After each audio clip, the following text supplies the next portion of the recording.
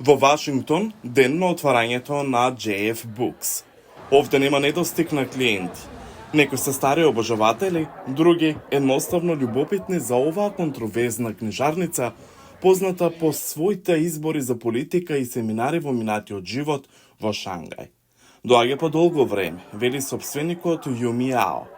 Тоа е значајна работа за мене, а исто така и за многу други читатели на Джифенг.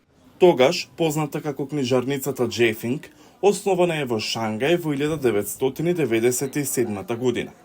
Книжарницата беше принудена да затвори во 2018 година, поради владин притисок што го отежна наоѓањето нов закуп.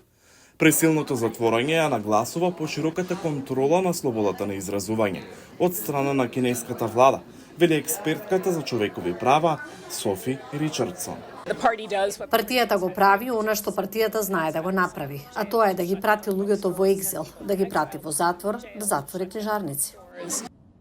Од автори и книжарници до новинари и независни медиуми, сите тие беа цел на политиката на Пекинг. Но одговорот на повторното отворање на JF Books покажува дека се уште постои пазар за политички дискурс надвор од Кина, меѓу диаспората, вели Ричардсон. Неверојатно е да се види оваа јасна побарувачка за ваков вид материјал во средина каде што луѓето може да го добијат без страв од прогон. Кинеската амбасада во Вашингтон не одговори на барањето на гласот на Америка за коментар. Ю вели дека никогаш не очекувал дека книжарницата ќе може повторно да се отвори. Се надевам дека книжарницата може да воспостави врска меѓу луѓето, меѓу кинеската заедница и оваа врска би можела да се воспостави преку знаење и мисла. Овде има книги од Кина, Хонг Конг и Тајван, како и книги на англиски јазик.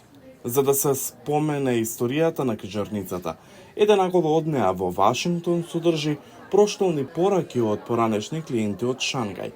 Некои од тие поранешни клиенти се тука.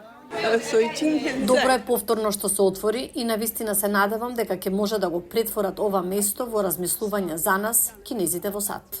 Се надевам дека функцијата на книжарницата може да ја надмине кинеската заедница и може да придонесе и за локалната заедница.